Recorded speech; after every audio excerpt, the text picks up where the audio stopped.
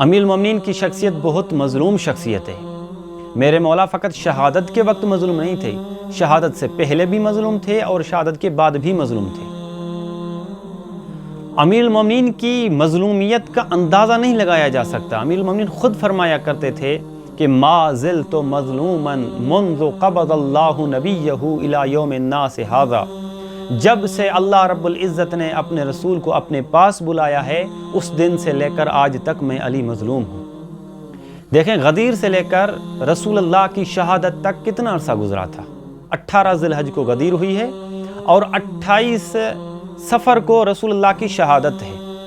اس 2 یا 2.5 ماہ کے اندر لوگ امیر المومنین کے بارے میں رسول اللہ کی نصیحتیں بھول گئے، وصیتیں بھول گئے، حدیثیں بھول گئے اور قرآن مجید کی آیات بھول گئے۔ کبھی امیر المومنین کا سن چھوٹا بتا کر امیر المومنین کو خلافت سے محروم رکھا گیا، کبھی امیر المومنین کو حضرت زہرا کا شوہر بتا کر حضرت زہرا کے حق میں امیر المومنین کی گواہی کو رد کیا گیا، کبھی شیخین کی سیرت کا شرط لگا کر امیر المومنین کو حکومت سے محروم کیا گیا۔ یعنی مختلف بہانوں کے ساتھ امیر المومنین کے حقوق کو چھینا گیا۔ جب امیر المومنین حکومت پر آئے تو اس مختصر سے دور حکومت میں مسلمانوں نے امیر المومنین سے 3 جنگیں لڑی ہیں۔ جنگ صفین لڑنے والے مسلمان، جنگ جمل لڑنے والے مسلمان اور جنگ نہروان لڑنے والے خوارج بھی مسلمانوں میں سے ہی نکلے تھے۔ بالآخر امیر المومنین کو سجدے کی حالت میں تلوار کے وار سے زخمی کیا گیا۔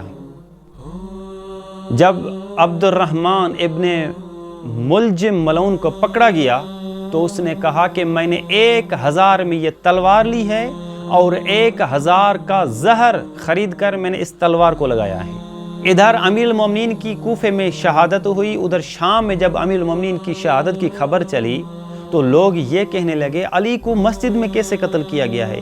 العیاذ باللہ، کیا علی بھی کوئی نماز پڑھتا تھا؟ لوگوں کی یہ تربیت کرنے والا کون تھا؟ یہ کوئی کافر یا مشرک نہیں تھا بلکہ یہ نام نہاد مسلمان تھا۔ امیر المومنین کی شہادت کے بعد بھی لوگوں کو صبر نہیں آیا، بلکہ میرے مولا کی شہادت کے بعد بھی لوگ ممبروں سے امیر المومنین کے نام پر لعن و طعن کرتے تھے، امیر المومنین کو برا بھلا کہتے تھے، امیر المومنین کے فضائل کو چھپایا جاتا تھا اور امیر المومنین کے دشمنوں کے فضائل جال کیے جاتے تھے، جعلی فضائل بنائے جاتے تھے۔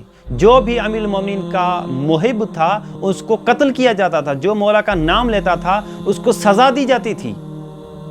جب مروان ابن حکم سے پوچھا گیا کہ تم امیر المومنین پر لعن اور طعن کیوں کرتے ہو، کیوں اس کو برا بھلا کہتے ہو، تم کو اس سے کیا فائدہ پہنچتا ہے؟ تو اس نے جواب دیا لا یستقیم لنا الامر الا بذالک، اس کے بغیر ہماری حکومت باقی نہیں رہ سکتی۔ دیکھیں بالآخر امیر المومنین کا کیا جرم تھا کہ اتنے ظلم ڈھائے گئے امیر المومنین پر، نہ فقط خود امیر المومنین پر بلکہ جو امیر المومنین کی محبت کا اظہار کرتا تھا اس پر ظلم کیا کرتے تھے۔ کیا میرے مولا کا جرم تھا؟ کیا میرے مولا عادل نہیں تھے؟ کیا خلیفۃ المسلمین نہیں تھے؟ کیوں امیر المومنین پر اتنا ظلم؟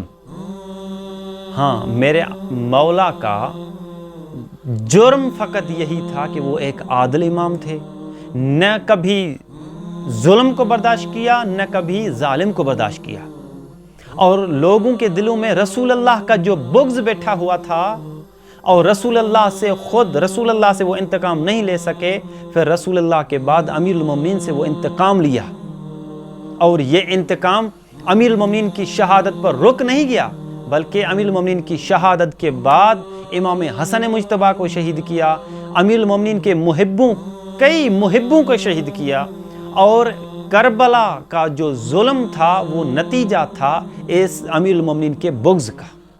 سید الشہداء امام حسین علیہ السلام نے جب کربلا میں اپنے قاتلوں سے پوچھا کہ تم لوگ میرے خون کے پیاسی کیوں بن گئے ہو، مجھے کیوں قتل کرنا چاہتے ہو؟ کیا میں نبی کا نواسہ نہیں ہوں؟ کیا میں ایک مسلمان نہیں ہوں؟ تو انہوں نے کہا لِبُغْضِ أَبِيك، ہم جو تجھے قتل کر رہے ہیں وہ تیرے باپ کے بغض میں قتل کر رہے ہیں۔